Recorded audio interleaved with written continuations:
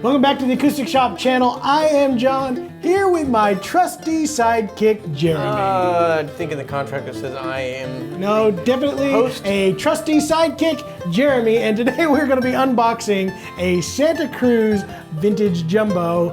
Stick around, we'll talk about that in just a second.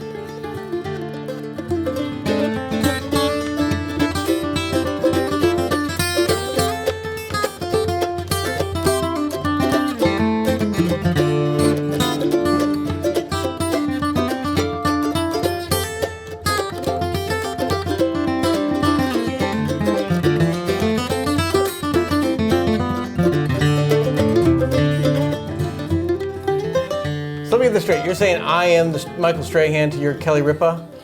I don't even think you rank that I'm high. the Gale to your Oprah? Definitely not that high. I'm the... You are nothing. All right, there we go. He is the sidekick. No, Jeremy Chapman here today. We are glad you are Can with I be us. Vanna White? You can be whatever you want. Jeremy, point. There you go. That'll work too. All right, we're going to be talking about a Santa Cruz vintage jumbo. But before we do, if you have not yet done so, please like and subscribe. Also set up those alerts so you will know when you get new content in here. We love doing this and hope that you do please put too. in the comments your favorite dual hosting combinations out there that we could associate ourselves with. And please make it complimentary. Yeah, well, I guess that's something. And also, if you want, you can the catch Robin that. to your Howard Stern. you can be whatever you want, Jeremy. You can also catch the entire song that we started out there with that intro on another video, as well as there will be tone samples at the very end of this video, like always. So stick around for that, or just skip to the end of it, and that's kind of up to you. So anyway, Santa Cruz guitars. Baba Booey, Baba Booey. Are we really? You started this whole thing like calling me a sidekick. You're barely even that. Anyway, Santa Cruz Guitars, Richard Hoover started this quite a few years back. I have been a big fan for many years. In fact, at one time I was listed as a Santa Cruz artist. They probably got rid of that. They cut my picture out of that deal, but I have played Santa Cruz guitars I believe for they're built many in years. San Diego, California, is that correct? They are not. They are built in Santa Cruz, California. Wow. Isn't that weird? That was good thinking on their part. Anyway, To move the business to Santa Cruz so it matched the name. Richard Hoover is one of my favorite people out there. He absolutely eats and breathes and does everything that you could possibly do as part of your life with guitars, and he is definitely been a driving force in the custom guitar world for a long time. And like I said, just really glad to have a fellow like that in this guitar world, because he keeps, bringing new ideas, old ideas, like talking about violin purfling and bringing that and the reasoning behind it back to guitar building. There's a great video on YouTube that they did for Santa Cruz, and really having him as like the central character, obviously telling his story. We should put a link to that in the comments or in the description below, because it was very well made, and then just gave you a really good insight into his approach to building guitars and more of a philosophical approach to why he does it. Absolutely. And I do want to clarify before we get any further that we, as of this time of this filming, we are not a Santa Cruz dealer, and I would absolutely love to be, obviously, but we are not. But this is just one of those cool guitars.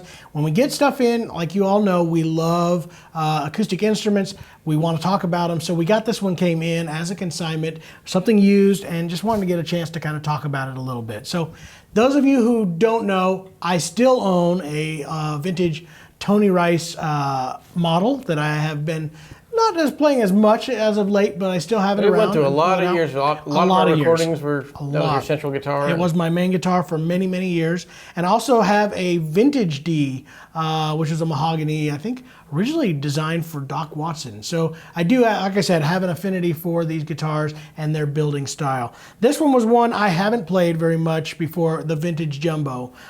This one is going to be more in your Gibson-y kind of style. One thing that I have always admired is this open book headstock. We always have the book style open headstocks, but I love that, to me, what this always represented was more pages on one side than the other, kind of giving you more of that look, and hopefully get close-ups of that. This particular guitar sounds fabulous. I'm not sure of the year of this. Do we know that year? If we do, it will be now placed in typeset underneath me. Jason, you're welcome. Anyway, a great guitar.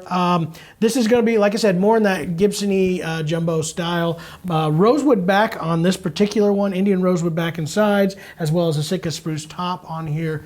Very warm tone, has a very interesting vintage sunburst, a little more orange and not as much gradients. Gibson style where it just kind of lower in the guitar. I think all of the different companies had a different variation. I'd almost say this was Gibson did some sunbursts that were more like this. It's almost just a 2-color, not a 3, not much of a gradient into that particular realm, but it was almost more like a Martin attempt at a Gibson sunburst. So it has a vintage look. That is very, very cool and very unique at the same time. Again, that violin purfling that we talked about, very thin purfling line wood inside this particular one. Light on the binding. It is an 11 inch and 11/16 nut width, so there has a very, very shallow neck shape. And I'll have to be honest with you, this one for me and my hands, and again, this is everybody has their preference on this. A little too shallow for me. It almost kind of hurts because there's not much for me to fight against. Like an electric guitar, telly? Almost, yes. And even with that narrower nut width, it just feels different to me. And I guess I'm used to the big beefy necks of all of my guitars. So if you were a guitar player that's used to your main instrument is an electric guitar, this might be an easier transition. It is a very fast neck, very, very thin. Not much of a depth of profile on this particular one at all. But again, it feels, if you have a smaller hands or you're used to that kind of a more shape, I would say that's definitely a plus.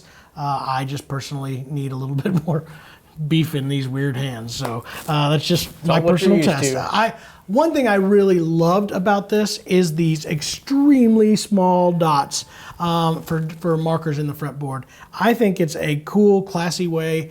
I know the trend has been kind of going towards having less and less inlays, or more and more depending on what you're more into. And I like that it's not sans any inlay at all, but these really, really subtle dots are great. This one seems to have an LR bag in it. I want to say that's a Lyric inside here. I should have checked those specs as well before I looked this one up, but it does. And a cool used guitar that's in fairly good playing condition. So I think we hit most of all the main runs on this. One thing that this does have that is different than the vintage Gibson styles is a ebony fretboard and ebony bridge instead of rosewood. So it does give a little bit of a different tone, not near as noticeable as some of the other changes that have been done, but also gives you a little bit more wear. Ebony tending to be a little bit harder than rosewood. So those are kind of the upgrades. Again, Santa Cruz, wonderful company. Right now has become almost a completely custom shop. I don't know if you're aware of this. It's one of our favorite booths to visit at NAMM because they do different things. They do 100,000-year-old piece of wood that they've uncovered and make a guitar out of it, or just doing some very custom design stuff. So it's very cool to see what they're doing. Like I said, they're not producing a whole lot of them right now. Most of them are all been on order. So, but we're still big fans of them. That's one of the cool things about our shop and about this channel is it doesn't have to be something we're selling. We just love the gear. We love the builders, so we like to talk about them. Absolutely. And this has been one on our radar since, like you said, you were like 15, I think, when you got your first Santa Cruz. So I believe that's about right, too. So the folks over there, Carolyn and Richard and all of them have been always super, super nice to us and wonderful. And you guys should definitely check out Santa Cruz guitars. And you can check out this particular one here at the shop. So make sure to do that.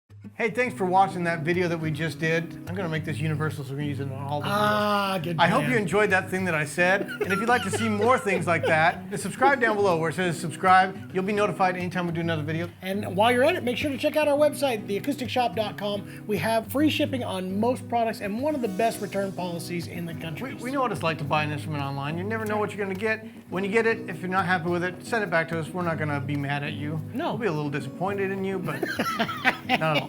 We want you to find the right instrument, and there's no way to know until you try it. So we encourage you to try it out, play it, and then if it's not the right fit, we'll find the one that is. There we go. Also, be sure to comment down below. We'd love to interact with you guys. It's not a one-way street here. No. You get to say things, we get to say things back to you. If we say mean things, we're gonna say mean things back. So. We may or may not do that. Anyway, we thank you guys for watching, and we will see you next time.